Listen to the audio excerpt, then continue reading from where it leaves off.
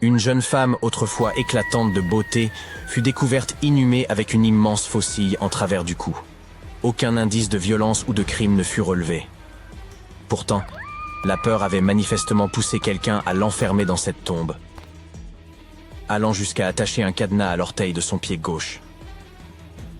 Il souhaitait la maintenir à jamais dans cette sépulture, redoutant qu'elle ne se relève pour assouvir sa vengeance.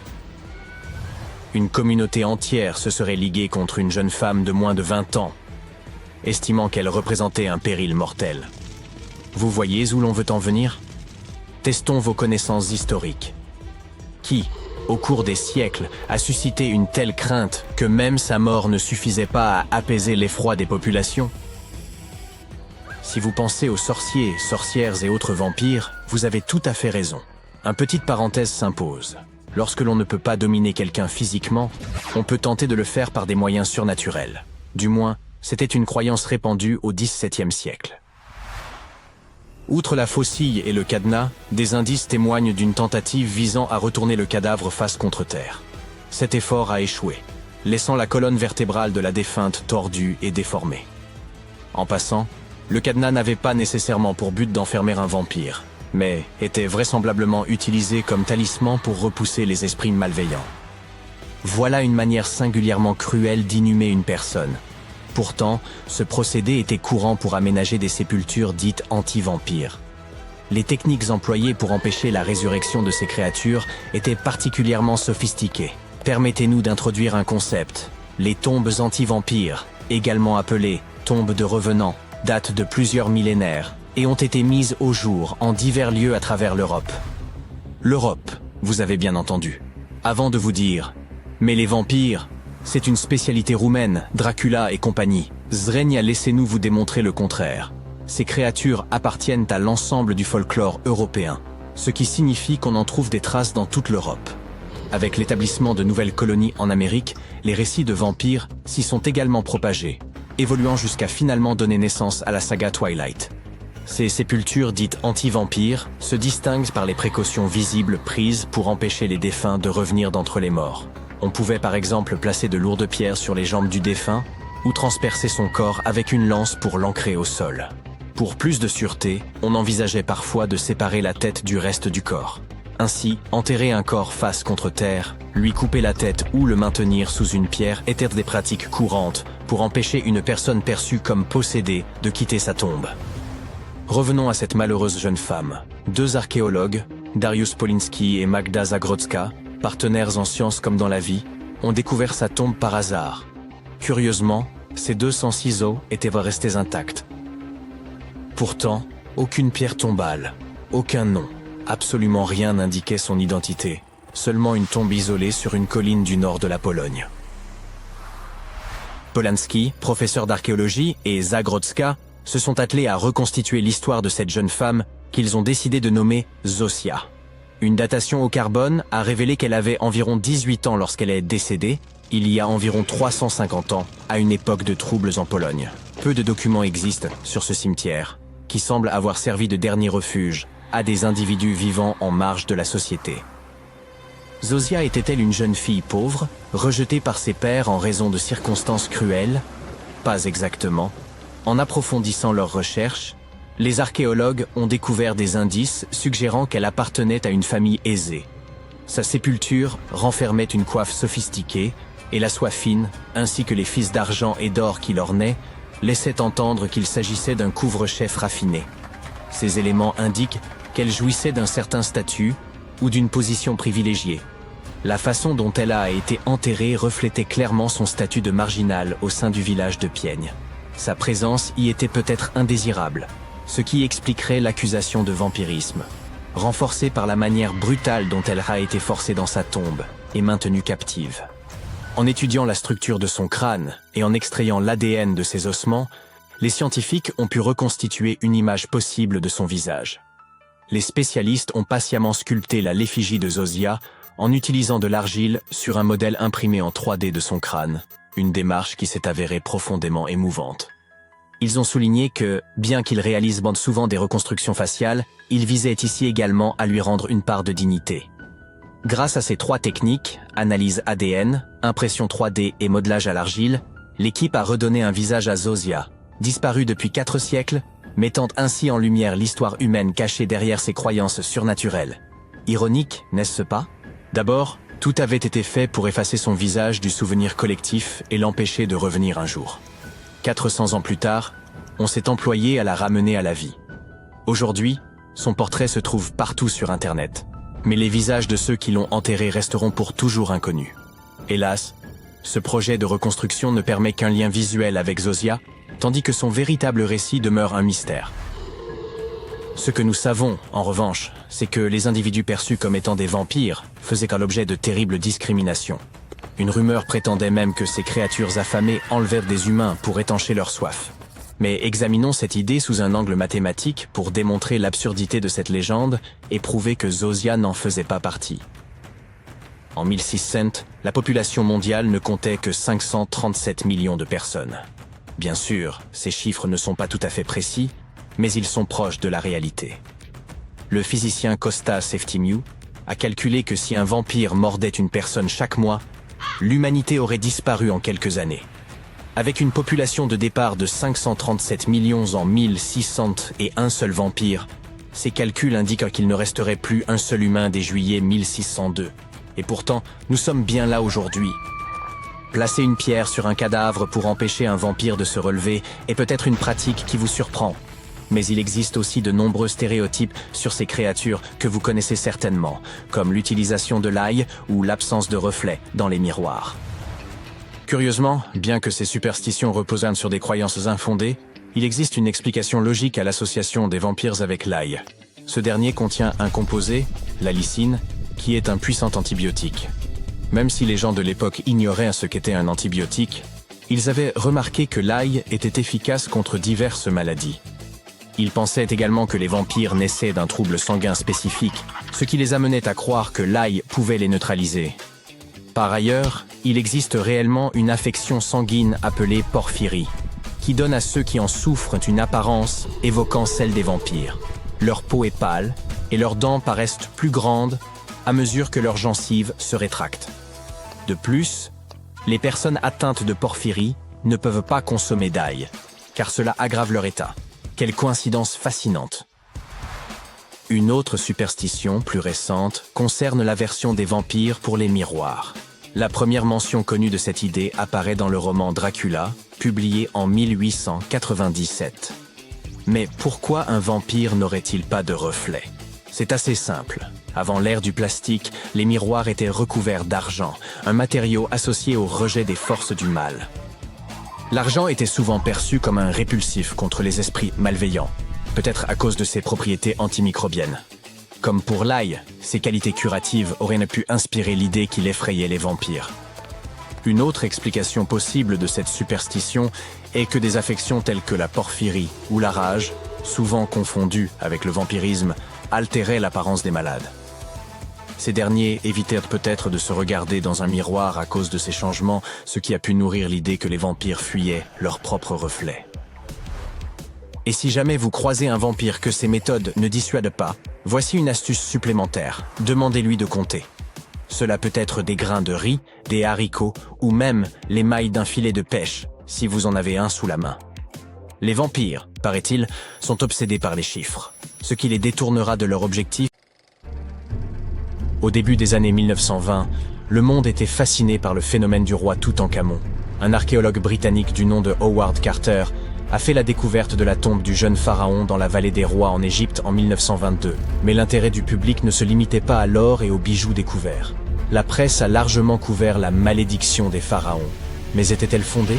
Une ancienne malédiction était-elle vraiment responsable des morts inexpliquées survenues à chaque incursion dans les pyramides? À l'époque, c'était la seule explication pour une série de décès mystérieux. L'un des hommes présents lors de l'ouverture de la chambre funéraire de Toutankhamon, George Herbert, le 5e comte de Carnarvon, n'a survécu que 5 mois après cette découverte. Il avait également financé les fouilles. Arrive ensuite Sir Arthur Conan Doyle. Vous le connaissez probablement, l'écrivain anglais qui est derrière Sherlock Holmes. Il avançait qu'un élémentaire maléfique était responsable du décès de l'explorateur. Il devait sûrement plaisanter? Hélas, non. Les journaux ont continué d'associer la malédiction des pharaons à chaque décès d'égyptologue. Comme leur nom l'indique, Ce sont les scientifiques qui étudient les anciennes cultures égyptiennes. L'archéologue qui a ouvert la tombe du roi Toutankhamon est décédé 17 ans après la découverte. La cause de sa mort, la maladie de Hodgkin, n'était pas un secret. Malgré cela, des journalistes du monde entier ont continué à évoquer une malédiction, ce qui commençait à friser le ridicule. La science devait pourtant fournir une explication rationnelle, n'est-ce pas? Eh bien, c'est exactement ce qu'elle a fait, et elle était liée à la présence de moisissures communes. Des champignons nocifs, tels que l'aspergillus, peuvent survivre pendant de longues périodes dans des tombes scellées. Lorsqu'ils sont inhalés par des gens dont le système immunitaire est affaibli, cela peut entraîner un risque élevé d'infection. Aujourd'hui, les médecins pensent que c'est ce qui est arrivé aux malheureux explorateurs il y a plus d'un siècle. Les scientifiques savent maintenant que ce type de champignon prospère particulièrement bien sur les céréales. Or, la tombe de Toutankhamon était remplie d'offrandes sous forme de paniers remplis de céréales crues et de pain. Les chercheurs ont également trouvé d'autres variétés de champignons sur les anciennes momies égyptiennes. Ces moisissures peuvent entraîner de graves complications pour les êtres humains. Le danger inhérent aux matières organiques en décomposition est bien réel. Il suffit de regarder à l'intérieur de votre réfrigérateur. Tous les restes de nourriture commencent à se décomposer après seulement 3 à 4 jours. Vous pouvez donc imaginer ce qui se produit avec de la nourriture dans une chambre scellée pendant des milliers d'années. La nourriture n'est qu'un type de matériau organique. Le bois en est un autre. Lorsqu'il est exposé à l'eau ou à l'humidité de l'air, il commence également à se détériorer. Il n'est pas nécessaire de se rendre en Égypte pour observer les effets de ce processus. Tout bâtiment abandonné dans votre quartier peut en témoigner. Lorsqu'un morceau de bois est mouillé et n'a pas moyen de sécher, c'est là que surviennent les dommages. Des champignons aux insectes xylophages, la liste est longue.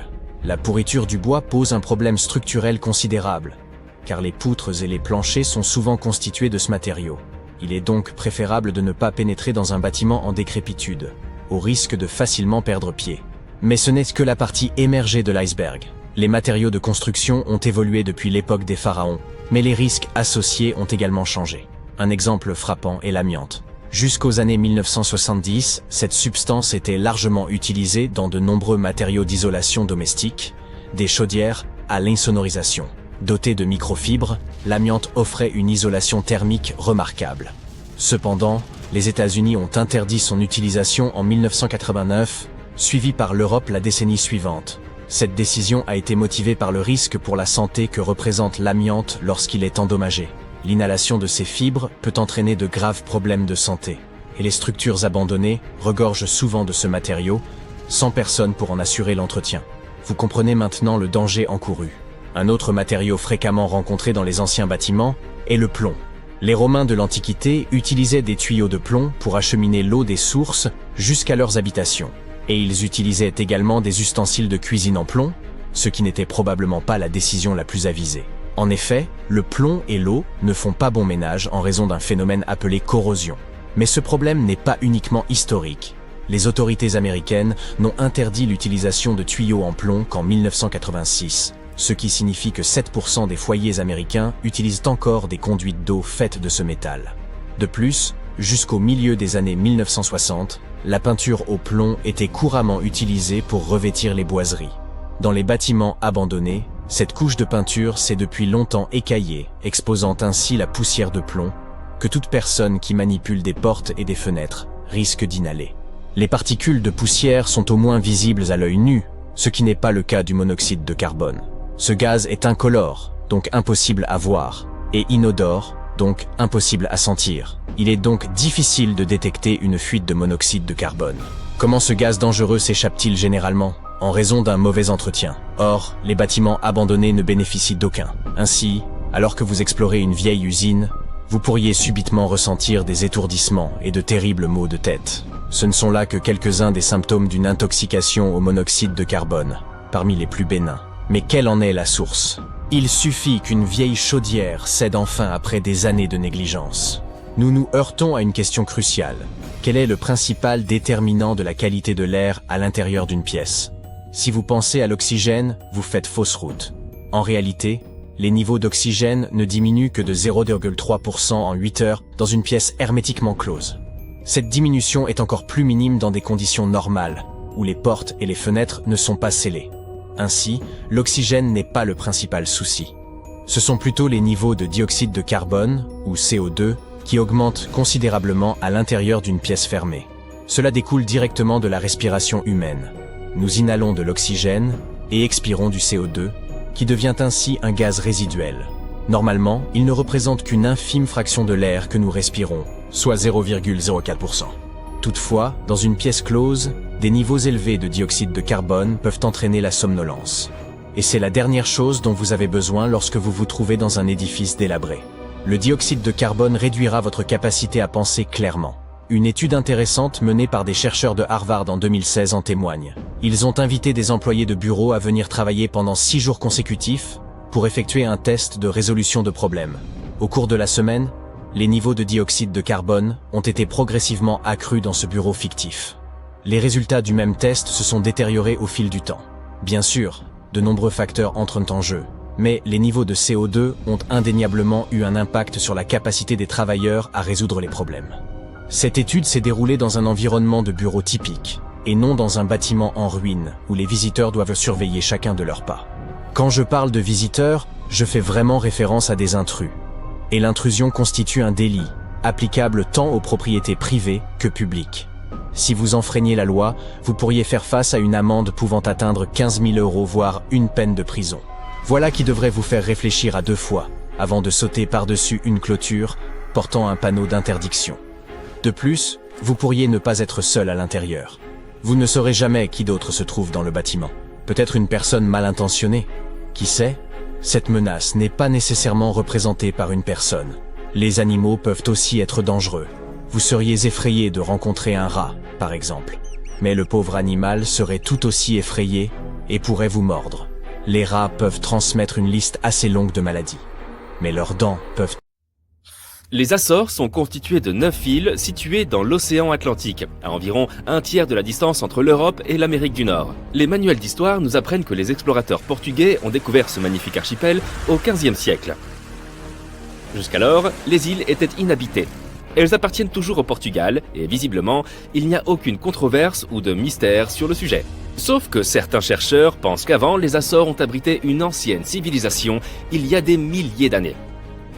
D'autres soutiennent que la célèbre Atlantide elle-même se trouvait ici. En 2010, des archéologues ont annoncé qu'ils avaient trouvé sur les îles des structures qui semblaient dater de l'âge de pierre. Si c'est vrai, cela signifie qu'il existait à l'époque une civilisation suffisamment avancée pour voyager aussi loin et s'installer sur ces îles isolées. Une commission scientifique spéciale a étudié la question et a conclu que ces structures étaient des formations rocheuses naturelles ou avaient une origine plus moderne. Les premiers colons auraient donc bien été les Portugais. Cela n'a pas empêché des scientifiques passionnés de poursuivre leurs recherches. Ils ont analysé l'ADN de souris des Açores et ont découvert que celui-ci présentait les mêmes caractéristiques génétiques que celui des souris domestiques d'Europe du Nord. Les petits rongeurs n'auraient pas pu naviguer aussi loin sans les humains. Et il semble donc que les premiers hommes soient arrivés aux Açores avant les Portugais. Le docteur Félix Rodrigues, qui travaille à l'Université des Açores, est bien décidé à découvrir la date exacte de cette installation. Il étudie les structures mégalithiques trouvées aux Açores. En Europe occidentale et dans le bassin méditerranéen, des structures similaires remontent à l'ère néolithique. Selon le docteur Rodrigues, les plus anciennes découvertes remontent à 4200 ans. On ne sait pas exactement à quelle civilisation elles appartiennent. Le professeur a identifié 7 structures mégalithiques dans un même ensemble qui seraient des dolmens pour les défunts. Les cavités sont toutes de forme cylindrique et ne peuvent en aucun cas être considérées comme des formations naturelles.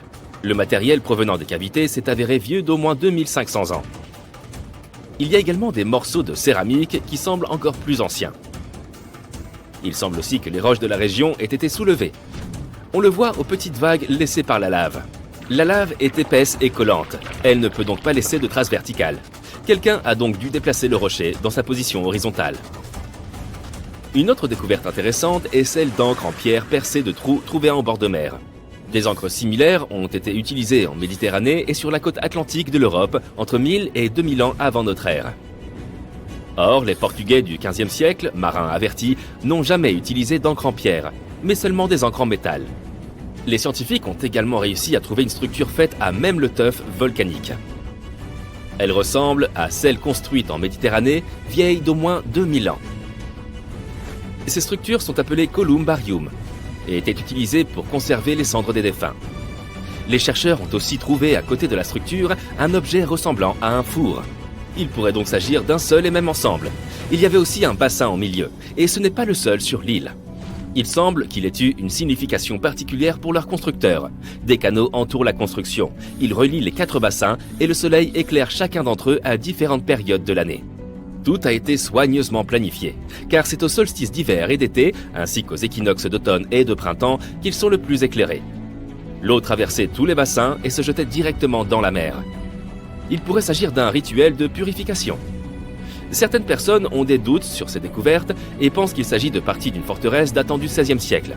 Le professeur Rodriguez est déterminé à prouver que tout cela est beaucoup plus ancien. Il devait y avoir ici une ancienne civilisation qui aurait pu fuir à cause des volcans qui se réveillent tous les 50 ans. Antonieta Costa, post-doctorante à l'université de Porto au Portugal, est elle aussi persuadée que les premiers hommes sont arrivés aux Açores à l'époque préhistorique. Elle a étudié des pierres dressées présentant de petites ouvertures qui auraient servi à l'extraction des pierres. Madame Costa pense qu'elles font partie d'un système de calendrier. Elle a remarqué qu'aucune des fentes pratiquées dans les pierres n'était alignée sur la direction cardinale de l'Est. Les fentes les plus proches sont plus petites que celles qui sont orientées dans d'autres directions. Il ne peut donc s'agir d'une simple coïncidence. On dirait également que les fentes soient alignées sur les solstices, ce qui fait penser à Costa qu'il pourrait s'agir d'un calendrier. Elle pense par ailleurs que les inscriptions laissées sur les dalles rocheuses des îles ressemblent beaucoup aux cartes laissées sur les rochers à l'âge de pierre en Europe continentale. Une autre théorie intéressante concernant les Açores est qu'elles auraient pu être l'emplacement de la célèbre Atlantide, qui a été engloutie sous la mer. L'archipel des Açores étant situé au milieu d'un océan, il pourrait techniquement être l'endroit idéal pour cette hypothèse. Un chercheur du XXe siècle, David Zink, a invoqué Platon pour prouver la véracité de cette théorie. Le philosophe grec a suggéré que l'Atlantide se trouvait entre 2 continents. Les pièces de monnaie et les sculptures qui auraient été trouvées aux Açores à l'arrivée des Portugais indiquent également qu'il y avait eu une autre présence humaine ici avant eux. Plus récemment, en 2013, un marin a trouvé une énorme forme ressemblant à une pyramide au large des côtes des Açores. Il s'agit très probablement d'un grand volcan sous-marin. Mais c'est beaucoup plus cool de penser qu'il s'agit de la mystérieuse Atlantide, n'est-ce pas? Le Pérou, lui aussi, a son propre grand mystère antique. Au milieu du désert, on peut trouver des marques étranges appelées les lignes de Nazca. Elles sont connues sous le nom de géoglyphes et ont été créées il y a plus de 2000 ans par le peuple de la culture Nazca. Grâce à un climat sec et au vent fort du désert, la plupart des lignes de Nazca sont encore visibles aujourd'hui. Pour les créer, les habitants de Nazca ont enlevé la couche supérieure des galets et ont révélé le sol sous la terre. La couleur du sol varie du brun rougeâtre au gris jaunâtre, de sorte que les lignes ont constamment un aspect différent. La plupart des géoglyphes représentent des plantes et des animaux. On peut clairement voir un singe, une baleine, un condor, un colibri, une araignée, diverses fleurs, des arbres et d'autres plantes. Il y a aussi des formes géométriques, comme des triangles, des trapèzes et des spirales. Depuis leur découverte dans les années 1920, les scientifiques ont inventé diverses explications pour expliquer ces lignes. Certains affirment que dans la culture Nazca, les gens attribuaient une signification particulière à ces motifs. Ils ont donc probablement créé ces formes pour que les divinités du ciel puissent les voir. D'autres pensent qu'il s'agissait d'une sorte de calendrier astronomique et que les croquis d'animaux étaient modelés sur des groupes d'étoiles. Cette théorie ayant été démentie, la raison de ces lignes reste un mystère. Le mont Nemrut en Turquie est un autre lieu qui suscite de nombreuses interrogations. Cette montagne abrite un ensemble de monuments comprenant des temples et des tombes. Il a été construit par le royaume de Commagène, qui régnait ici aux alentours du 1er siècle avant notre ère. On y trouve des statues du roi Antiochus, de 2 lions, de 2 aigles, de Zeus, d'Hercule et d'Apollon. Les archéologues ont découvert les ruines de ce complexe à la fin du 19e siècle. Ils pensaient qu'ils avaient été construits par les Assyriens. Par la suite, certains des scientifiques les plus célèbres de l'époque se sont rendus sur place et ont découvert une inscription en grec. Elle contenait des détails sur les sculptures et les noms de membres importants de la famille royale de Commagène. On aurait dit qu'elle avait été placée là pour les futurs visiteurs. Les scientifiques ont établi que les statues étaient autrefois des personnes de taille réelle. Les changements de température, les vents violents, la neige et l'éclat du soleil ne leur ont pas permis de conserver leur éclat d'origine. De plus, le site se trouve dans une zone de tremblement de terre. Tout ce que l'on peut voir actuellement, ce sont les têtes des statues. Elles semblent incroyablement complexes et grandes pour l'époque. La principale interrogation est de savoir comment les gens qui vivaient il y a des milliers d'années sont parvenus à créer des sculptures aussi gigantesques au sommet de la montagne. Il est évident qu'ils ont façonné les blocs de calcaire au sommet de la montagne et non au sol. Nous suivrons cette affaire de près et te donnerons des nouvelles. C'est le premier jour de ton voyage tant attendu dans la forêt amazonienne. Tu as pris l'avion jusqu'en Amérique du Sud. Plus précisément, tu as atterri dans la ville de Manaus, située au cœur de l'Amazonie brésilienne. Jusqu'à présent, tu as voyagé en avion, en voiture et maintenant sur l'eau. Tu es sur un petit bateau qui glisse sur les eaux boueuses du fleuve Amazone. C'est le deuxième plus long fleuve du monde. Il n'est devancé que par le Nil en Égypte. L'Amazonie s'étend sur une superficie impressionnante de 7000 km², commençant au Pérou et ne se terminant que lorsqu'elle rencontre l'océan Atlantique au large des côtes du Brésil. Pour voir la forêt de plus près, tu décides de commencer par l'explorer en bateau. Tout d'abord, tu vois des piranhas en train de pêcher. Tu peux même essayer d'en attraper un toi-même si tu veux. Comme tu le sais peut-être, les piranhas sont des poissons carnivores. Donc, te baigner dans ce fleuve n'est peut-être pas la meilleure idée. L'une des espèces d'alligators les plus emblématiques présentes dans le bassin de l'Amazone est le caïman à museau large. Il ressemble beaucoup à un alligator ordinaire, à l'exception du fait qu'il a un menton jaune. Ton guide quitte le bateau et fouille l'eau pour te montrer un caïman de près. Il te parle aussi d'une créature légendaire qui vit dans les eaux sombres du fleuve, le dauphin rose. Par chance, tu as la chance d'apercevoir une famille de ces dauphins montrant leurs nageoires près de ton bateau. Ils ont l'air magiques depuis l'endroit où tu es assis. Tu n'as probablement jamais su que les dauphins pouvaient être roses, n'est-ce pas? Après quelques instants hypnotiques, tu découvres que la couleur rose des dauphins n'est qu'une illusion. À l'origine, ces animaux sont gris rosé. Mais à cause des couleurs brunes du fleuve, ils ont l'air rose vif quand tu les regardes d'en haut. Ton guide t'explique que le dauphin rose est le personnage central du folklore brésilien. Les locaux croient que les dauphins roses peuvent se transformer en humains et s'introduire dans les villes la nuit. Tu débarques du bateau près de l'une des entrées de la forêt. Tu vas maintenant poursuivre ton voyage à pied. Ton guide te prévient que vous vous apprêtez à vous aventurer sur un terrain très dangereux. L'Amazonie abrite certaines des espèces sauvages les plus effrayantes du monde. Mais ne t'inquiète pas, nous aurons l'occasion d'en voir beaucoup aujourd'hui. Tu t'es préparé bien sûr. Une bombe insecticide, un imperméable et tes yeux perçants. Dans la jungle, il faut être vigilant à tout moment. Tu as peut-être entendu des légendes sur l'anaconda, un serpent qui peut avaler des animaux aussi gros qu'une vache d'un seul coup. Désolé de te faire peur, mais ce ne sont pas que des légendes. Les reptiles comme celui-ci existent réellement et ils vivent tapis au fin fond de la jungle. Qu'est-ce que c'est juste là, qui se déplace entre les arbres? Est-ce une araignée? La bien nommée mygale Goliath est une araignée monstrueuse. Ses pattes peuvent mesurer jusqu'à 30 cm de long et l'araignée elle-même peut peser environ 170 grammes. Elle est aussi connue comme la reine des tarentules. Tu ne dois pas t'approcher trop près bien sûr. Elle n'est pas venimeuse pour les humains, mais sa morsure peut sûrement faire mal. La mygale Goliath peut même manger des oiseaux, tant qu'ils sont plus petits qu'elle. Ensuite, tu tombes sur une autre espèce d'araignée qui attire ton attention. Celle-ci est si minuscule que tu ne la vois presque pas. Elle est connue sous le nom d'araignée leurre. Tu vois une de ses créations.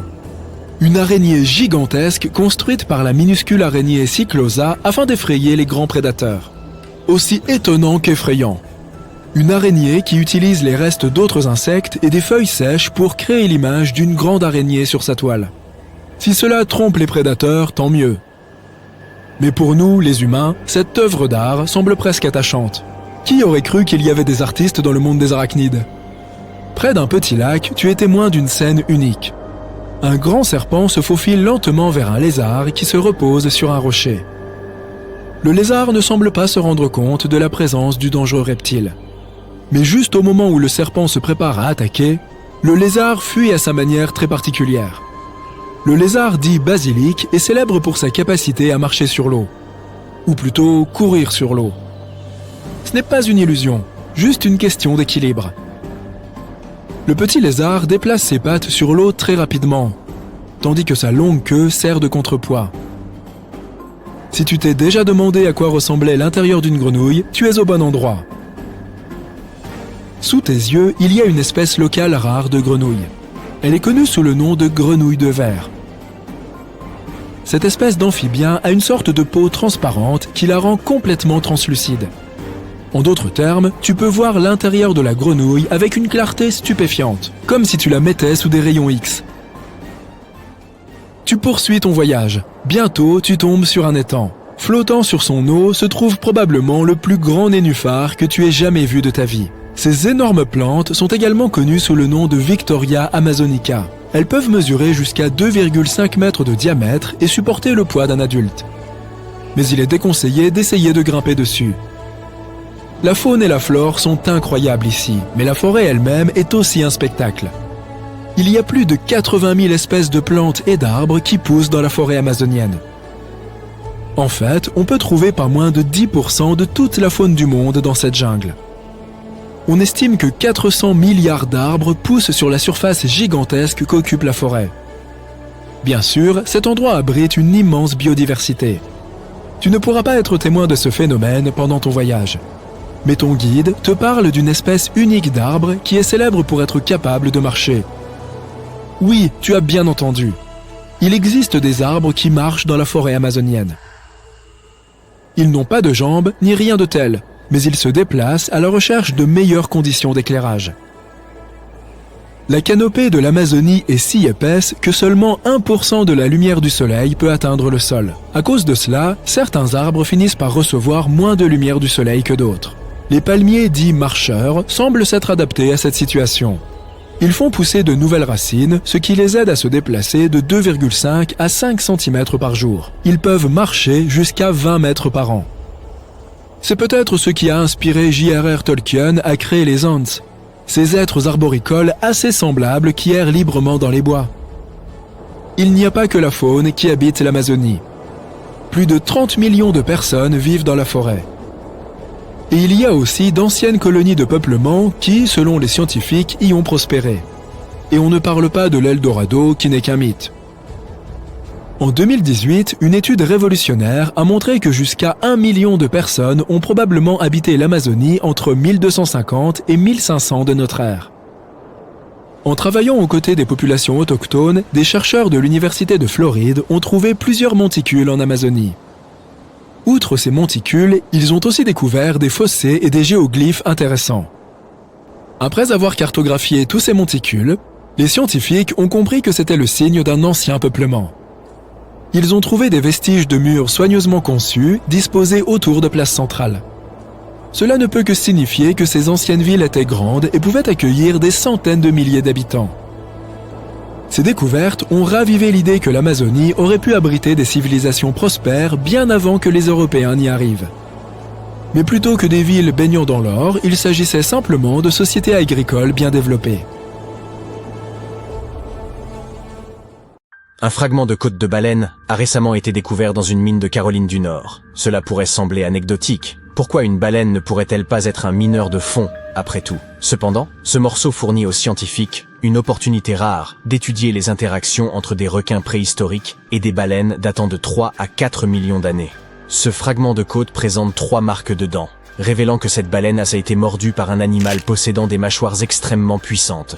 D'après l'espacement des marques, qui atteint près de 6,3 cm, il est possible qu'il s'agisse d'un requin à grandes dents, tel que le mégalodon, ou d'une autre espèce de requin ayant vécu à cette époque. La courbure de la mâchoire du requin indique que l'animal était relativement petit, avec une taille estimée entre 4 et 6 mètres. Quant à la baleine, elle semble avoir été l'ancêtre d'une baleine bleue ou à bosse.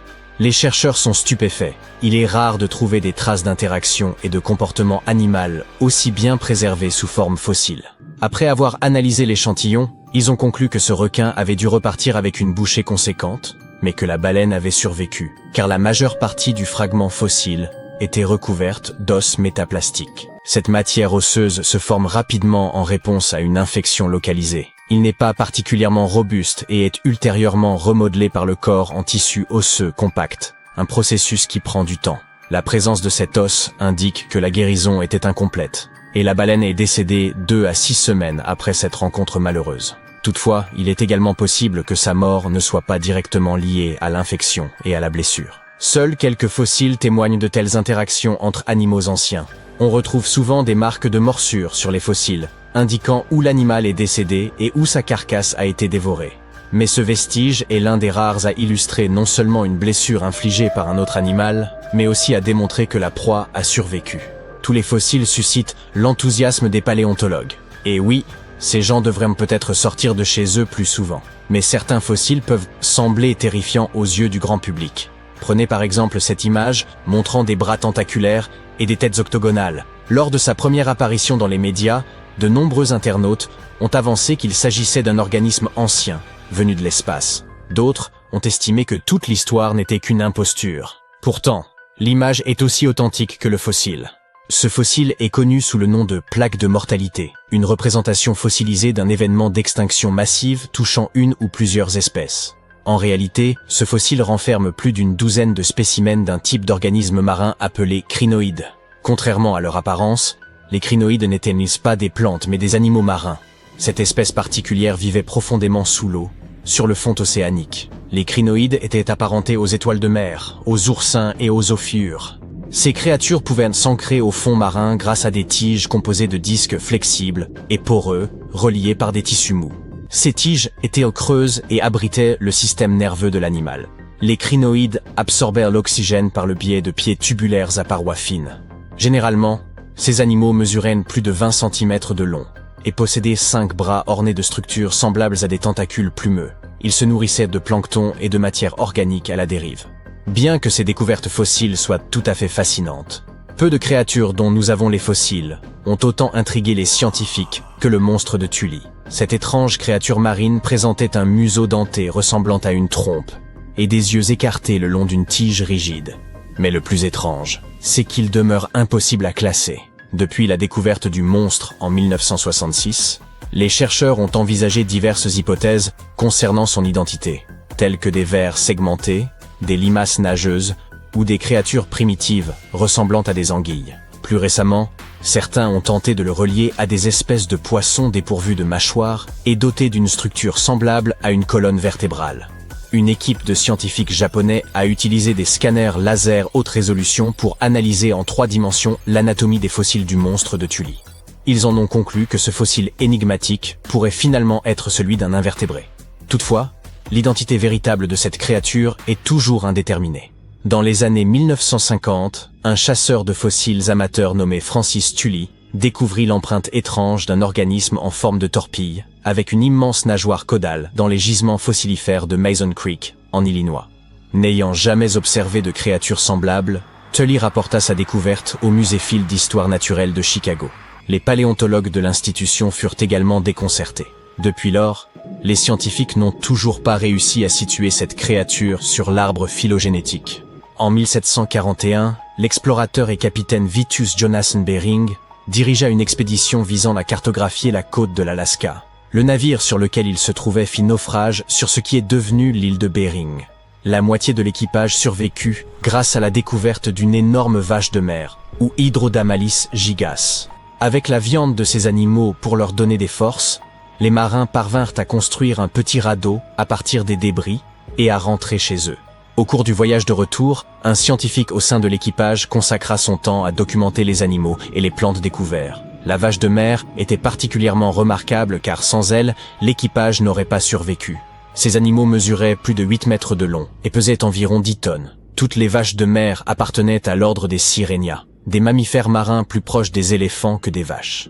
Le savant les décrivit comme ayant la peau noire, une petite tête et des membres antérieurs trapus. Ces vaches de mer flottaient à la surface de l'eau en se nourrissant d'algues. Une fois l'existence de ces animaux rendue publique, les expéditions de traite de fourrure ont commencé à exploiter ce dépôt très pratique en route.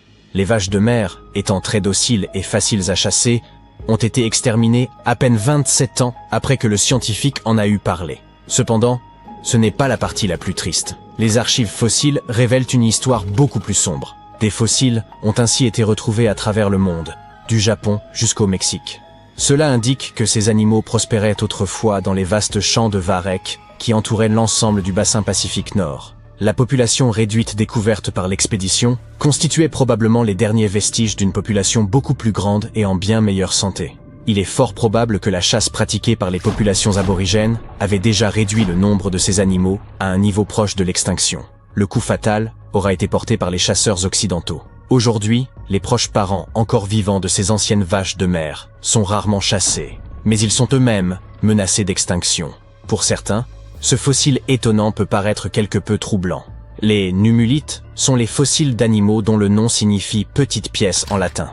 Ces créatures vivaient et prospéraient dans une mer chaude et peu profonde, qui recouvrait une partie de l'Égypte il y a environ 40 millions d'années. Le nom « numulites » laisse entendre que les plus grands spécimens étaient particulièrement prisés à travers l'histoire. Et dans le folklore égyptien, ils sont même surnommés « la monnaie des anges ». Ces créatures possèdent une structure simple et unicellulaire, qui contraste avec leur squelette extrêmement complexe. Observez cette série de spirales superposées. Chaque spirale est divisée en d'innombrables chambres minuscules, et les numulites peuvent atteindre jusqu'à 10 cm de diamètre. Pourtant, ce sont des fossiles d'animaux unicellulaires, apparentés aux amibes. Comment ont-ils donc pu atteindre une telle taille? La raison pourrait se trouver dans leur relation symbiotique avec d'autres organismes plus petits. Pour les espèces modernes, ces symbiotes sont des algues unicellulaires dorées, appelées diatomées. Les coquilles des numulites étant relativement transparentes et plates, elles offrent une grande surface pour la lumière nécessaire à la photosynthèse des diatomées. Pour des raisons encore débattues par les scientifiques, la présence de symbiotes végétaux chez les animaux marins favorise la croissance d'un squelette calcaire chez les hôtes. Ainsi, la taille colossale des numulites en Égypte pourrait être attribuée à leur étroite relation avec des diatomées symbiotiques. Cela vous semble plausible? Fait intéressant, les espèces de numulites ont évolué très rapidement, et leurs fossiles se sont altérés d'une couche de sédiments à l'autre. Ainsi, le calcaire utilisé pour les pyramides de Gizeh est si riche de ces fossiles qu'il est désigné sous le nom de calcaire numulitique. Ce calcaire contient également deux types de numulites, les petites lentilles des esclaves et les grandes monnaies des anges. Cependant, il ne s'agit pas de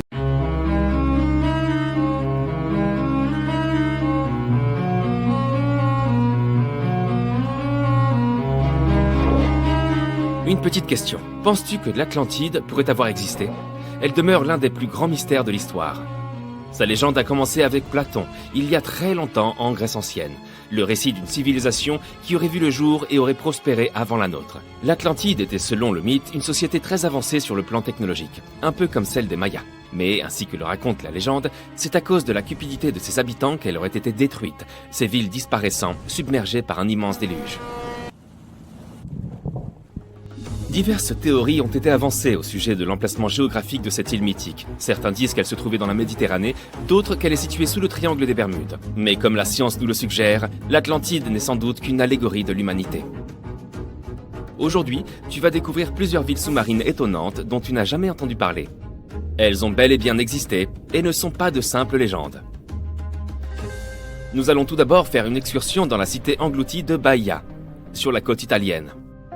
Connue comme une sorte de Las Vegas de l'Empire romain, Baïa était un lieu de villégiature. L'élite romaine se rendait pour se divertir dans cette sorte de spa en plein air qu'était Baïa.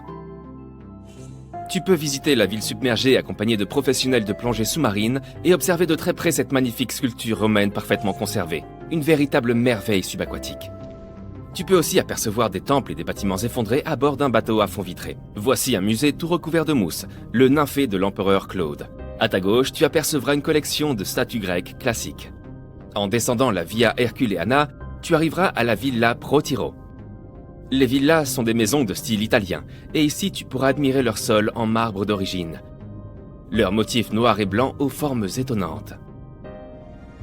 Ensuite, tu arriveras à Portus Julius, avec ses murs effondrés visibles au fond de la mer. Tu verras des colonnes et des sols en calcaire bien conservés. Tu pourras aussi contempler les ruines et les thermes de Lacus. Leurs mosaïques multicolores sont vraiment exceptionnelles. Si tu t'approches suffisamment, tu pourras voir des fragments de pierre orange, bleu et vert. À la Villa Pilla dei Pisoni, tu découvriras 25 piliers romains bien conservés. Les arches et les fresques non loin sont impressionnantes, tout comme l'ampleur de ce trésor abrité par les eaux. La ville était située sur un sol volcanique. Il y avait donc des sources d'eau chaude à volonté. Les gens s'y rendaient pour se détendre, mais pas n'importe qui. Parmi ceux qui fréquentaient cet endroit figurent certains des plus grands empereurs et personnalités de l'époque. Ceux dont on nous parle à l'école, Néron, Cicéron, César. Mais vers le 8e siècle, la ville luxuriante a été mise à sac, puis abandonnée. Lentement, le niveau de la mer est monté, et la cité a peu à peu été engloutie. Tu passes tes vacances d'été au large de la côte grecque, à 4 heures d'Athènes, dans la péninsule du Péloponnèse, à Pavlopétrie plus précisément. Tu as apporté ton tuba pour aller faire de la plongée par une magnifique journée ensoleillée. Au bout d'un certain temps sous l'eau, tu commences à remarquer des motifs au fond de la mer. À 4 mètres sous la surface, les contours d'objets familiers t'apparaissent les uns après les autres. Puis tu continues à nager, et bientôt tu aperçois ce qui ressemble à une ville. Tu te demandes comment l'eau a pu submerger cette cité. Certains rochers sont parfaitement alignés et forment ce qui semble être les fondations d'un bâtiment. C'est Nicholas Fleming, un océanographe britannique en vacances en Grèce, qui a découvert Pavlopétrie. Il documentait les vestiges abandonnés dans les fonds marins. Son équipe a fini par trouver un site entier rempli de poteries, de récipients pour le stockage, ainsi que des outils. Des moulins à bras par exemple, servant à moudre le grain afin de le transformer en farine. Les nombreuses amphores découvertes par la suite indiquent que ce site remonte à l'âge du bronze, soit il y a 5500 ans, quand les gens ont commencé à s'installer en communauté sédentaire. On pense que cette cité portuaire a été fréquentée pendant plus de 2400 ans. Pavlopétrie est aujourd'hui considérée comme la plus ancienne ville engloutie jamais découverte. Et c'est d'autant plus impressionnant de constater qu'il ne s'agissait pas d'un simple village, c'était une véritable ville, avec des bâtiments en pierre, un marché, des rues et même des places. Continuons notre exploration à la découverte d'autres villes sous-marines. Tu plonges au large de l'archipel des Ryukyu. Les eaux du Pacifique sont loin d'être calmes. Un fort courant t'entraîne dans les profondeurs de la mer. Soudain, tu aperçois une énorme structure éclairée par le soleil qui traverse jusqu'au fond des eaux. Au début, cela ressemble aux ruines de Machu Picchu, situées sur l'autre côté du globe, au Pérou. En t'approchant, tu découvres lentement ses formes. Une structure en forme de pyramide, des arches, des escaliers. Quelque chose qui aurait pu être un palais ou un château. Tout cela pourrait être le signe d'une activité humaine ancienne. Ce site est aujourd'hui connu sous le nom de structure sous-marine de Yonaguni, mais on l'appelle également l'Atlantide du Japon. Le monument entier fait environ la taille de 5 terrains de football, et sa hauteur est celle d'un bâtiment de 5 étages. Sa caractéristique la plus surprenante, ces vastes terrasses faites pour accueillir de grands rassemblements. Les explorateurs et les scientifiques pensent que Yonaguni existe depuis 10 000 ans. Mais la question de savoir s'il s'agit d'une structure construite par l'homme ou d'une formation naturelle fait toujours l'objet d'un débat. Selon le meilleur géologue marin du Japon, le professeur Masaaki Kimura, Yonaguni serait l'héritage d'une civilisation perdue.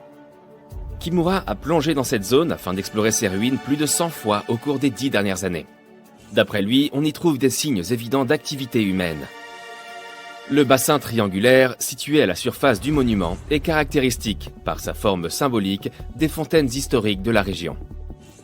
Il y a aussi une tortue géante sculptée sur le flanc oriental de la structure. Et selon Kimura, les tortues ont une signification culturelle importante.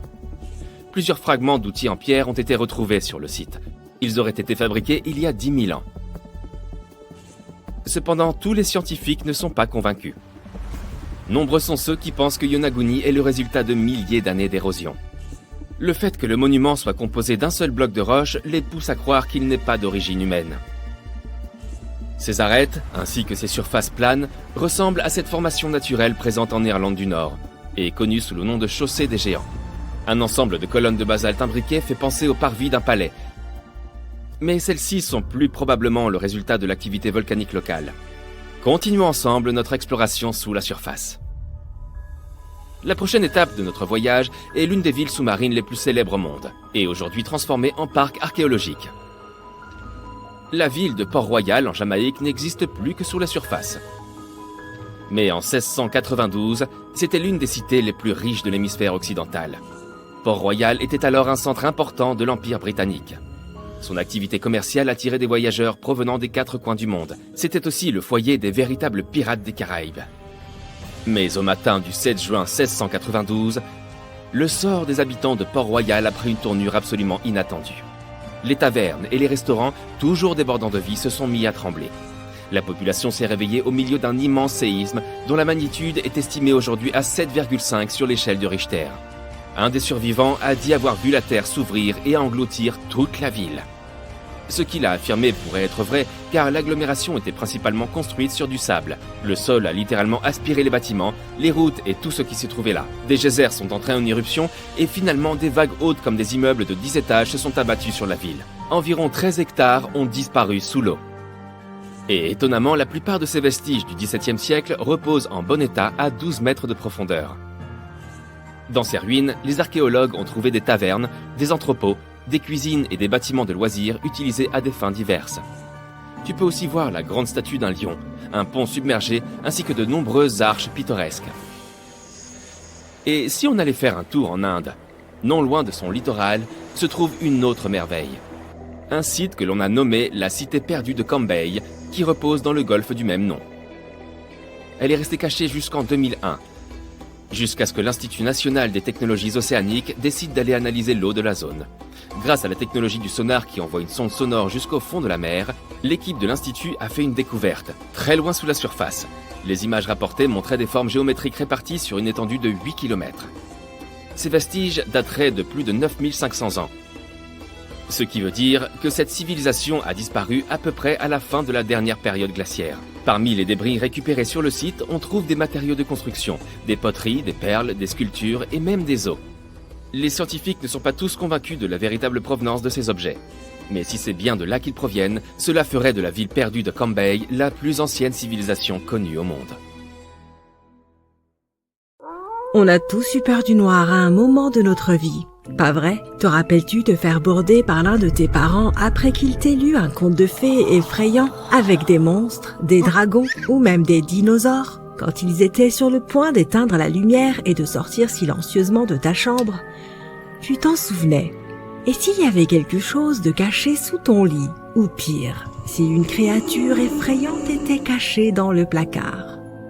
Tu pouvais te lever et vérifier, mais il faisait bien trop sombre. Ne serait-il pas formidable d'avoir une source de lumière qui viendrait de l'intérieur de notre corps et qu'on pourrait utiliser à volonté dans le noir? Malheureusement, nous ne sommes pas capables de faire ça. Mais il existe plusieurs créatures qui peuvent s'éclairer elles-mêmes. C'est grâce à un petit truc que les scientifiques appellent la bioluminescence. Les animaux vivant dans la mer ont plus souvent tendance à avoir ce talent que les autres. Et on peut trouver ces créatures n'importe où, près de la surface ou au fond des océans, à 4000 mètres de profondeur si tu aimes les chiffres. Ces créatures utilisent leur lumière pour faire de nombreuses choses, comme communiquer avec les autres membres de leur espèce, attirer des proies ou effrayer leurs ennemis. La bioluminescence est la capacité d'un organisme à émettre sa propre lumière grâce à la chimie. Ces animaux utilisent essentiellement deux substances, l'une appelée luciférine et l'autre luciférase. Ajoute un peu d'oxygène et boum, ça fait de la lumière. Si tu te demandes si quelqu'un a jeté un bâton lumineux dans l'océan, regarde si cette lumière est bleue, verte ou même rouge. Elle est même généralement répartie sur une grande surface ressemblant parfois à des paillettes ou à un ciel étoilé. Cette atmosphère romantique est due aux calmars, aux petits crustacés et aux algues. J'ai un autre phénomène inhabituel pour toi. Que dirais-tu d'une chute d'eau dorée? Sérieux, ça existe vraiment, et c'est un phénomène naturel. Pour la voir, il faut aller au parc national de Yosemite, à Horsetail Fall. Assure-toi de planifier ton voyage en hiver ou au début du printemps, car c'est le seul moment de l'année où tu pourras voir cet impressionnant phénomène. Il n'y a pas besoin d'explications scientifiques. Ce n'est rien d'autre que la lumière du soleil, au crépuscule, qui illumine la chute d'eau de telle manière qu'elle prend l'apparence d'une rivière de lave. Ou d'or, à toi de voir. C'est la raison pour laquelle, à cette époque de l'année, cette chute d'eau est également appelée la chute de feu. Malheureusement, ce phénomène devient de moins en moins visible avec les années, principalement à cause de la sécheresse et d'autres problèmes liés à la fonte des neiges. Donc si tu t'y rends, garde toujours un œil sur la cascade, car l'effet est très bref. As-tu déjà entendu parler d'un orage sale? C'est ce qu'on appelle aussi la foudre volcanique. Apparemment, les spécialistes qui étudient ce phénomène n'ont pas encore bien cerné de quoi il s'agit. Lorsqu'un orage ordinaire se produit, des particules de charge positives et négatives entrent en collision, créant une étincelle géante que nous appelons éclair. Cela produit aussi beaucoup de bruit, le tonnerre. Mais quand un volcan entre en éruption, certaines particules de cendres volcaniques se chargent électriquement. Étant projetées dans les airs avec une force énorme, elles entrent en collision et provoquent des décharges électriques. Ceci donne l'impression qu'il y a des éclairs provenant du volcan lui-même. Imagine toutes ces cendres, ces gaz et cette fumée sortant du cratère et ajoute-y des éclairs. L'ensemble est vraiment spectaculaire. Maintenant, que penses-tu de nuages qui ressemblent à des vagues? On les appelle asperitas. Ils sont généralement assez proches du sol, contrairement aux nuages habituels. Leur nom vient du latin aspero, qui se traduit par rêche ou inégal. En de rares occasions, on peut voir de tels nuages par temps calme. Ils sont surtout associés aux orages. Ces nuages apparaissent lorsque les conditions atmosphériques sont instables et étonnamment, ils ne produisent pas de pluie. Même s'ils ressemblent à des nuages d'orage, ils créent également des motifs aléatoires, trompant nos yeux en leur faisant croire que nous regardons la surface de la mer depuis le fond de l'eau. D'autres nuages impressionnants sont les mammatus.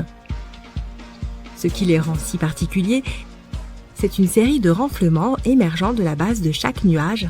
Quand ces nuages atteignent un niveau de l'atmosphère où la direction du vent change, ils forment ces motifs ressemblant à des vagues dans le ciel.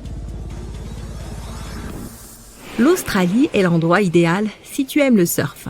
Mais toutes les vagues que tu verras là-bas ne sont pas faites d'eau.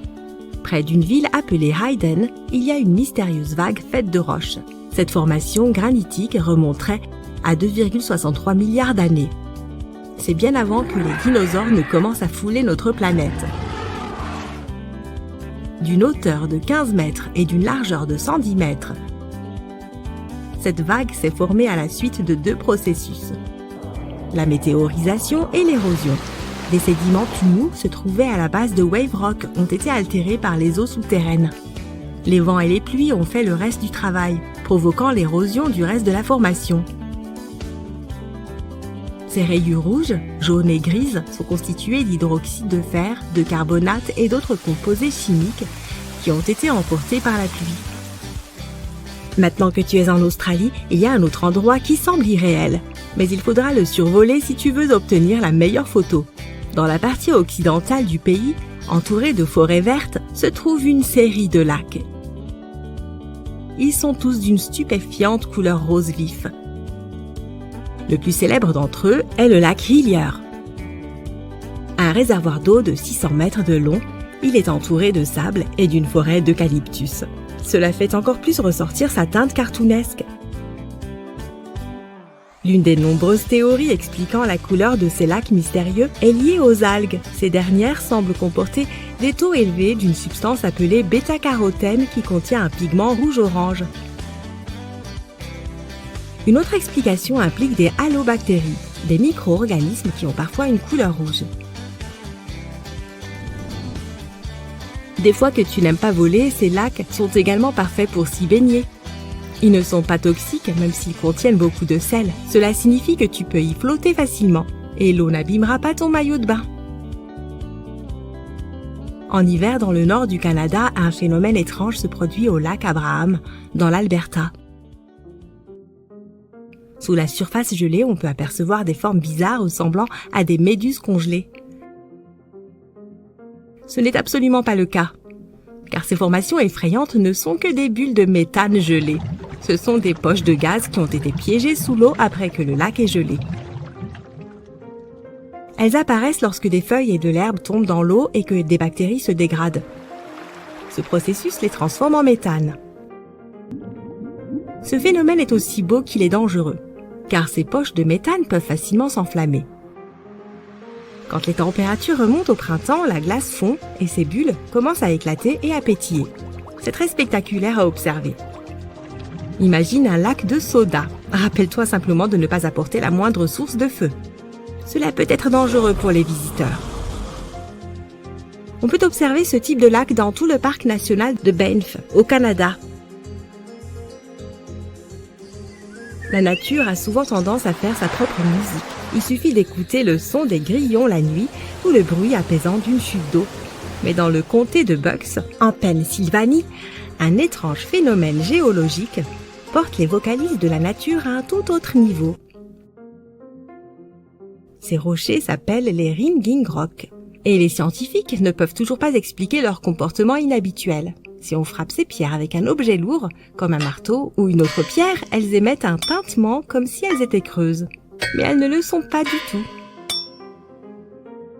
Ce qui rend les ringigroks encore plus étranges, outre le son mystérieux qu'ils émettent, c'est qu'aucun animal ne veut s'y attarder, même si ces rochers sont entourés d'une épaisse forêt. Les scientifiques n'ont pas encore réussi à déceler la moindre activité animale dans la région. Ce qui est encore plus frappant, c'est que malgré tous les arbres qui les entourent, on ne trouve aucune feuille sur ces rochers. La raison pour laquelle ces rochers sont si peu attrayants pour les animaux et la végétation reste un mystère. Vous souvenez-vous de 2011 ? Eh bien, ouvrez grand vos oreilles. Un plongeur s'apprête à s'immerger profondément dans les eaux du fleuve Musi, situé au cœur d'une île indonésienne. Il est l'un des nombreux chanceux à avoir retrouvé des artefacts incroyables au fond de celui-ci. Plongeurs et pêcheurs découvrent peu à peu une civilisation de Sumatra disparue depuis longtemps. Connue sous le nom de la Cité éclatante, la cité-État de Sriwijaya était probablement la plus proche d'un véritable Eldorado à avoir jamais existé. Elle a toutefois disparu à la fin du XIIIe siècle. Et jusqu'à récemment, les chercheurs ne connaissaient même pas l'emplacement exact de celle-ci. Imaginez une civilisation bâtie sur un fleuve, un véritable monde aquatique, selon les archéologues qui ont étudié Sriwijaya. Les maisons, les marchés et les lieux de culte ont été érigés sur des pilotis de bois, au-dessus du niveau de l'eau. Ces habitants se déplacèrent, comme les Vénitiens modernes, dans de simples bateaux. Sriwijaya était connu comme un empire maritime prospère et respecté. Il a existé du 7e au 11e siècle. Il faisait partie de la route de la soie, et toute personne voyageant d'est en ouest devait transiter par la cité. Ses souverains étaient avisés et sont parvenus à prendre le contrôle du détroit de Malacca, permettant ainsi à la cité d'obtenir un contrôle total sur les routes commerciales de la région. Le moins que l'on puisse dire, c'est que son nom avait quelque chose d'honorifique. Sriwijaya se traduit du sanskrit par « éclatante victoire » ou simplement « glorieuse ».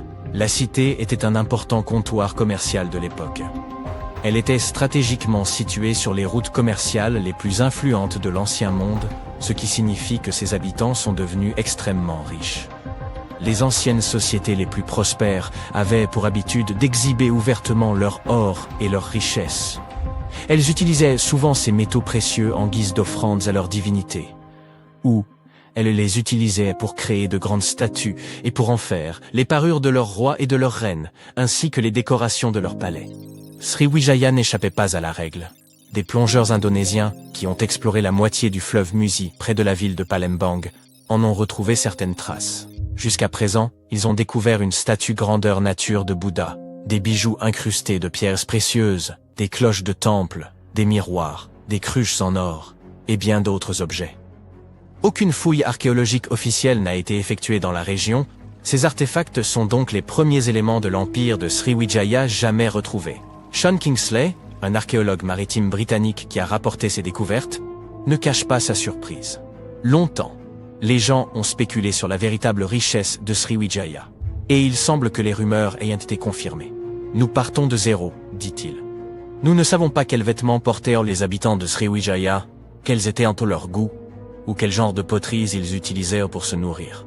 Même si cette découverte a suscité un certain enthousiasme dans la communauté scientifique, il y a un revers à cette médaille. Les plongeurs et les pêcheurs revendent les artefacts récupérés sur le marché international des antiquités, avant même que les archéologues n'aient pu les examiner. Les chercheurs pourraient essayer d'acquérir certains articles, mais ils sont vendus pour des millions de dollars à travers le monde entier. La plupart des informations dont nous disposons au sujet de cet Eldorado de l'Orient provient des récits de marchands. Ces descriptions relatent que Sriwijaya était un royaume de serpents, mangeurs d'hommes et de perroquets multilingues. Voilà qui n'est pas banal. Certains affirment que ces volcans actifs donnaient à la cité un aspect irréel et inquiétant. Et toutes ces histoires soulignent la quantité d'or dont elles foisonnaient. Les récits de voyage étaient une façon courante de décrire les villes dans les temps anciens. Au cas où vous ne le sauriez pas, c'est ainsi que la légende d'Eldorado a débuté à l'origine. Alors que les explorateurs européens débutèrent leur excavation des terres sud-américaines au XVIe siècle, il se disait qu'une civilisation amazonienne avait pour coutume de peindre ses chefs en or en guise d'offrande aux divinités. La légende de El Hombre Dorado, alias l'homme doré, a commencé à se répandre rapidement à travers l'Europe. Il s'est avéré que ce n'était là que la pratique cérémonielle d'une civilisation précolombienne. Celle-ci n'indiquait aucunement des ressources en or illimitées. Personne ne sait ce qui a provoqué le déclin de l'empire Sriwijaya. Certains avancent que ces volcans actifs auraient pu l'engloutir, ou peut-être que les maisons de bois construites au-dessus du fleuve ont fini par couler. Peut-être que si les plongeurs continuent de récupérer des objets perdus au fond de l'eau, les archéologues pourront déterminer ce qui est vraiment arrivé à la ville. Il semble que cela soit assez courant dans l'histoire du monde. Certaines civilisations anciennes ont disparu sans laisser de traces, comme cela s'est produit avec la civilisation Maya, par exemple. Les Mayas ont réussi à bâtir l'un des plus grands empires de l'Amérique précolombienne. On pensait qu'il abritait plus de 2 millions de personnes, et il a prospéré pendant plus de 6 siècles. Sa disparition soudaine est une chose qui intrigue les archéologues et les scientifiques. Les Mayas ont commencé à s'implanter en Amérique du Sud dès 1500 avant notre ère. Leur civilisation s'étendait de la péninsule du Yucatan au Mexique jusqu'au Guatemala en passant par le Belize. On pense qu'ils ont érigé environ 40 villes à l'apogée de leur empire. Ils ont également développé un système complexe de hiéroglyphes qui est étudié depuis sa découverte par les scientifiques modernes. Les Mayas étaient de fervents ingénieurs, astronomes et agriculteurs. Il s'agissait d'un peuple post-nomade qui s'était installé dans de vastes zones de terres agricoles, où ils pouvaient cultiver du maïs et d'autres types de légumes. Les archéologues en apprennent encore beaucoup sur la civilisation maya en inspectant ses ruines. La ville de Chichén Itzá, située dans la péninsule du Yucatan, est l'un des sites mayas les plus importants découverts à ce jour. Le site compte un total de 26 ruines et abrite une pyramide mondialement célèbre, connue sous le nom d'El Castillo. Elle se compose d'une série de terrasses carrées avec des escaliers sur chacun des 4 côtés du temple. Elle a été construite en hommage au dieu serpent à plumes. Les Mayas étaient de tels prodiges de l'architecture qu'ils ont réussi à construire une pyramide qui projetait une ombre particulière. Plus précisément, en fin d'après-midi pendant les équinoxes de printemps et d'automne, la pyramide projette plusieurs ombres triangulaires qui créent l'illusion d'un serpent à plumes rampantes long de l'édifice. Et ils ont créé cela sans aucune des technologies que nous avons aujourd'hui. La ville est tellement incroyable que depuis 2007, elle est considérée comme l'une des 7 merveilles du Nouveau Monde. La civilisation maya a prospéré pendant plus de 6 siècles grâce à un système de gestion des ressources avisé et à de solides connaissances astronomiques. Les Mayas étaient capables de prédire avec précision les éclipses et, au seul moyen de leur technologie rudimentaire, pouvaient même localiser Vénus et Mars. Ils avaient mis tout ce qu'il fallait pour prospérer beaucoup plus longtemps qu'ils ne l'ont réellement fait. C'est pourquoi la chute des Mayas intrigue autant les scientifiques modernes.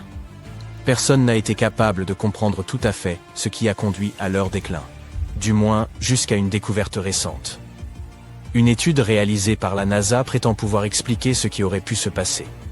Les archéologues ont découvert un échantillon de pollen piégé pendant plus de 1200 ans dans d'anciennes couches de sédiments lacustres, qui remontent à l'époque précédente pour le fondement de cette civilisation. L'analyse a révélé quelque chose de complètement nouveau sur les Mayas. Au lieu des hypothèses qui suspectaient que les Mayas auraient disparu en raison d'une terrible épidémie ou d'un conflit prolongé dans la région, cela pourrait être dû à la déforestation. Il se peut que pour construire tout leur royaume, ils aient dû abattre beaucoup d'arbres. Sans arbres, leur sol aurait pu s'éroder, et toute leur terre fertile aurait pu lentement mais sûrement devenir stérile. Selon les chercheurs de la NASA, les températures dans la région auraient pu augmenter d'environ 6 degrés. Et à partir de ce moment-là, le sol serait devenu encore plus sec, et les cultures plus difficiles à entretenir.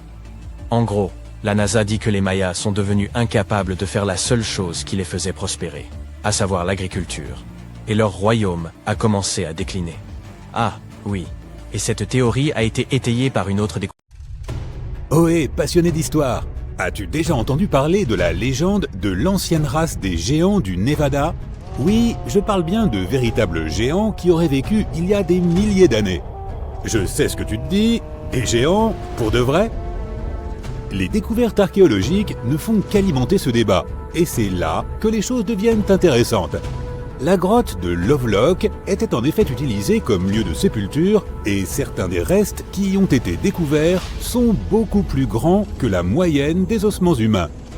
La grotte se trouve près de la fosse de Humboldt, dans l'ouest du Nevada. Elle faisait autrefois partie d'un immense lac qui s'est finalement asséché, laissant derrière lui un certain nombre de lacs plus petits, dont le Humboldt Sink. La grotte serait devenue le lieu de résidence de la tribu des Sitéka. Selon la légende, ces géants aux cheveux roux étaient si grands qu'ils ont dû être enterrés dans la grotte elle-même. En effet, par la suite, les archéologues y ont découvert des squelettes de 2 à 3 mètres de haut. Cette légende a commencé à se répandre lorsqu'un ingénieur des mines du nom de John Reed s'est adressé aux habitants de la région en 1886. Lorsque Reed a vu la grotte, il a su qu'il tenait quelque chose. La nouvelle s'est rapidement répandue, mais la grotte a également attiré un autre type d'attention. Des dépôts conséquents de l'engrais que nous appelons communément guano ont été découverts à l'intérieur. Une société minière a donc commencé à extraire la précieuse ressource en 1911 et a rapidement expédié plus de 250 tonnes de cet engrais à San Francisco. Malheureusement, certains restes humains et d'autres artefacts ont été négligés ou perdus au cours de l'exploitation minière. Cela a conduit à des fouilles officielles en 1912 et 1924. Après l'extraction de cette couche supérieure de guano, d'étranges objets ont commencé à faire surface. Dans la région, les premières traces d'occupation humaine remontent à environ 4000 ans. La culture de Lovelock a duré environ 3000 ans et nous a laissé pas moins de 10 000 objets étonnants. Les fosses à l'intérieur de cette grotte étaient semblables à une série de capsules temporelles cachées à différentes profondeurs. Les archéologues ont déterminé l'âge de chaque fosse en fonction de sa profondeur. Il s'avère que de nombreux groupes différents ont utilisé la grotte comme lieu de stockage pendant très longtemps, et les objets qu'ils y ont entreposés nous donnent un aperçu très intéressant de leur culture respective. C'est comme un ancien et gigantesque entrepôt rempli de trésors cachés. Qu'ont trouvé les chercheurs en plus de ces os géants? D'autres corps ont été momifiés selon une méthode similaire à celle appliquée par les anciens Égyptiens. Ces restes ont également un point commun avec des corps découverts au sud du lac Titicaca. Les deux momies avaient des cheveux roux. Or, certains scientifiques pensent que cette teinte rousse est le résultat d'une interaction avec l'environnement dans lequel les corps ont longtemps séjourné. Si l'histoire des géants aux cheveux roux est une histoire aussi incroyable qu'intrigante, tout le monde n'en est pas convaincu. Certains experts pensent que les ossements trouvés dans la grotte de Lovelock sont simplement les restes d'animaux préhistoriques, comme des mammouths ou des paresseux. Mais d'autres insistent sur le fait qu'il y a quelque chose de plus dans cette histoire. D'autres vestiges, tels que des paniers finement ouvragés et de ravissantes leurres à canards en fibre de tulle, y ont également été découverts. Quoi qu'il en soit, cette grotte mérite toute l'attention qu'elle reçoit. D'ailleurs, il est encore possible de visiter cette grotte aujourd'hui et de voir de ses propres yeux ces fosses de différentes profondeurs. Mais laisse-moi préciser une chose, c'est un endroit chaud, sec et isolé. Des archéologues ont fait une nouvelle découverte qui semble tout droit sortie d'une légende. Ils pensent avoir trouvé le palais du seul et unique Ulysse, roi grec légendaire de l'île d'Ithaque et héros du poème épique d'Homère. Assez d'Indiana Jones, c'est une véritable aventure qui s'est déroulée ici aux alentours de 1300 avant notre ère. Apparemment, c'était le seul palais mentionné dans les poèmes d'Homère qui n'ait pas été retrouvé. Des fouilles ont été effectuées sur les îles Ioniennes et la vue des ruines retrouvées sur l'île d'Ithaque est exactement telle que décrite dans l'Odyssée, explique le professeur qui a dirigé cette équipe de fouilles. Connu des Grecs anciens sous le nom d'Odysseus, ce héros a mis 10 ans à rentrer chez lui, à Ithaque, après la chute de Troie. Pendant de nombreux siècles, l'autre épopée d'Homère, l'Iliade, qui raconte le siège prolongé de Troie par les Grecs, a également été considérée comme un mythe. Mais dans les années 1870, Troie a été redécouverte dans l'actuelle ville turque de Çanakkale. Alors si on a pu retrouver Troie, qui peut dire que l'on n'a pas non plus trouvé la maison d'Ulysse? Les chercheurs ont retracé les mots d'Homère comme on suit une carte routière. Le site de fouilles comprend un complexe de bâtiments à 2 niveaux. On y dénombre d'importantes découvertes telles que des entrepôts et des ateliers, un système de drainage complexe et des fragments de poterie. On y trouve également un puits datant du 8e siècle avant notre ère, c'est-à-dire de l'époque où l'on pense qu'Ulysse était roi. Pourtant, tout le monde n'est pas convaincu que l'équipe ait réellement découvert le palais d'Ulysse.